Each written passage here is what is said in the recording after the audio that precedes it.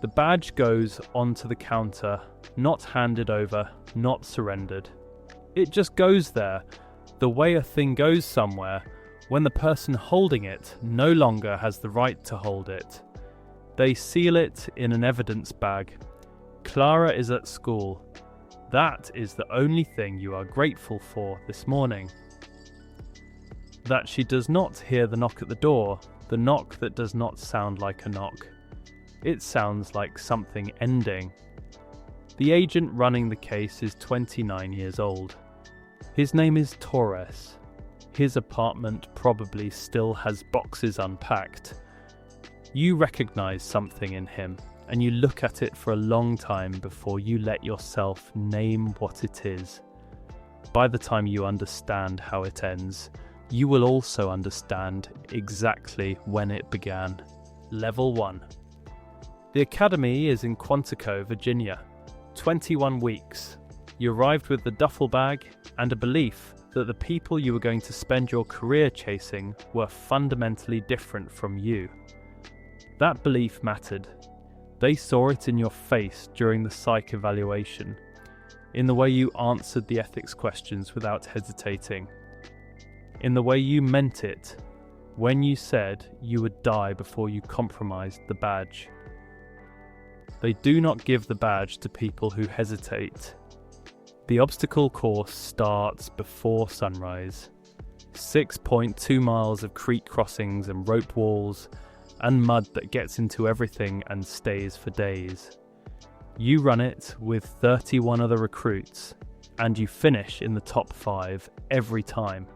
Not because you are the strongest, because you want it more.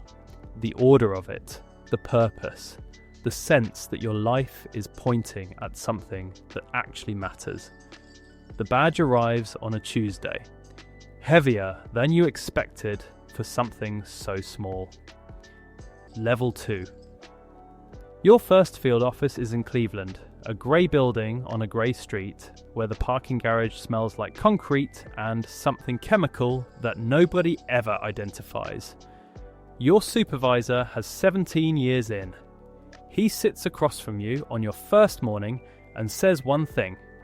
He says the law is a tool. You use it. You do not worship it. You write that off as cynicism. You are 29 years old. Your apartment still has 3 boxes unpacked. And you believe in what you are doing. Your first case is a wire fraud operation. $42,000 moved through shell companies across 4 states. You spend 11 months on it. 11 months of phone records and bank documents and interviews in rooms that smell like bad coffee and old carpet. You build the case brick by brick, the way they taught you, and when the conviction comes, you feel something you did not expect. Not pride exactly. Something lower and deeper than that. The confirmation that you are good at this. And you are. That is the thing. You are very, very good at this. What comes next is the part most people never see from the inside. Level 3. The first compromise does not feel like a compromise. Pay close attention to that. You are running a confidential informant named Marcus. He moves between 3 criminal networks in the city with enough access to hand you information that closes real cases. Marcus has habits that put him in legal exposure every few months, and your job, technically, is to document those habits and report them up. Your job is to keep the relationship clean. You do not keep it clean. It starts with a possession charge you do not write up.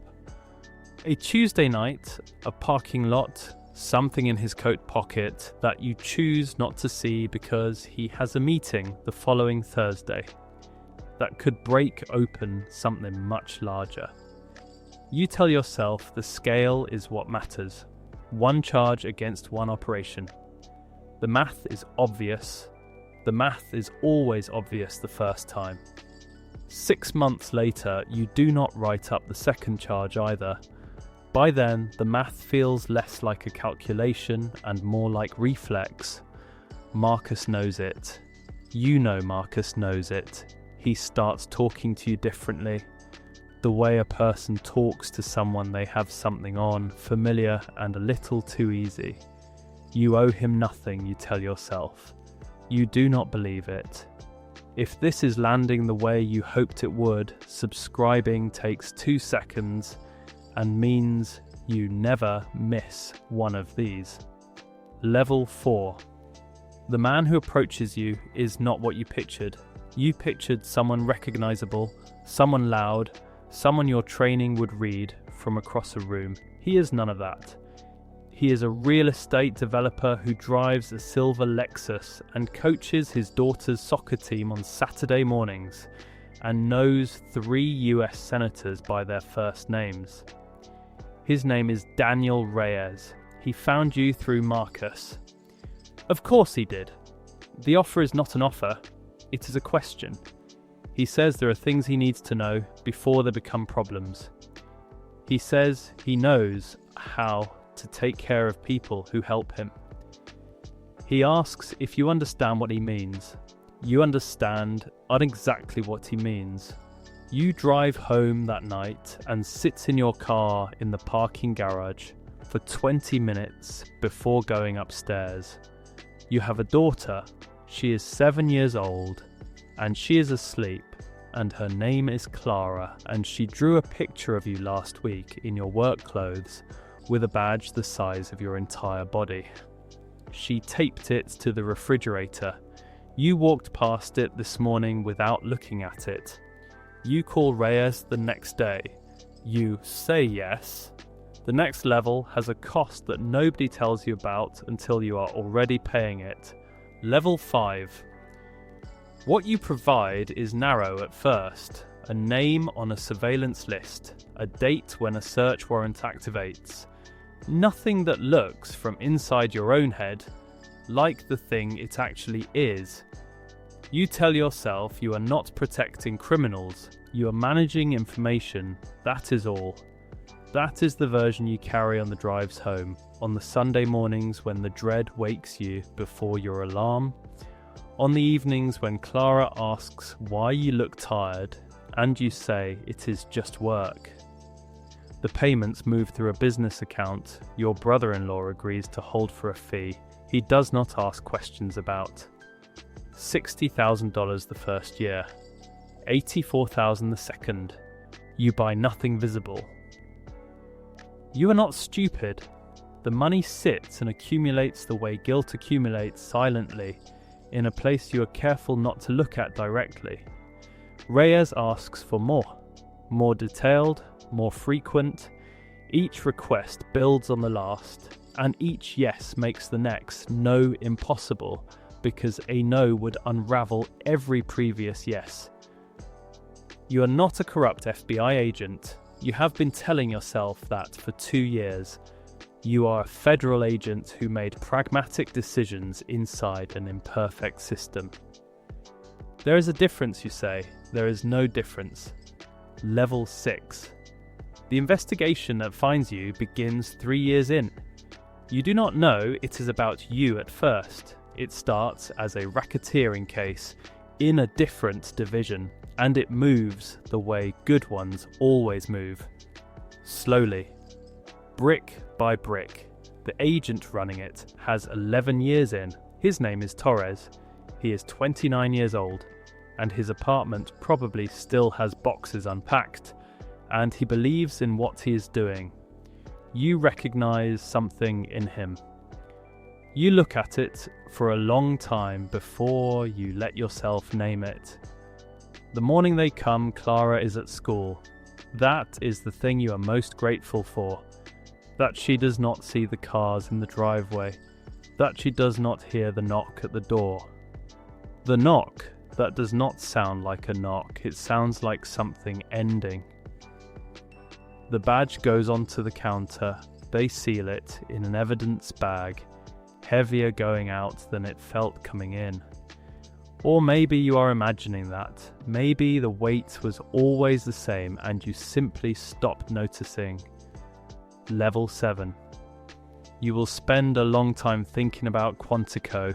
the 21 weeks, the course before sunrise, the mud in your boots for days after, the answer you gave without hesitating on the ethics evaluation. You meant it. That is the part that keeps arriving. You meant every word of it. Your supervisor told you on your first morning that the law is a tool. You use it. You do not worship it. You walked out of his office that day and decided he was worn down, used up. Too many years in a system that had taken something from him. He was not worn down. He was warning you. The picture is still on the refrigerator. Clara's drawing, your badge the size of your entire body. Because that is what it looked like from where she was standing. Because that is what you were supposed to be. Something large. Something worth drawing. You chose differently. Not all at once, never all at once. One Tuesday night, one parking lot, one piece of paper you did not write up, one question you answered yes to while sitting in a dark car for 20 minutes, already knowing what the answer would cost. The most dangerous thing was never Reyes, never the money, or Marcus, or the investigation that eventually found you. The most dangerous there was that every single step, at the moment you took it, felt like the only reasonable choice available. That is how it works. That is how it works for everyone. If you stayed through all of that, you already know this channel is worth coming back to. Subscribe, and the next one finds you.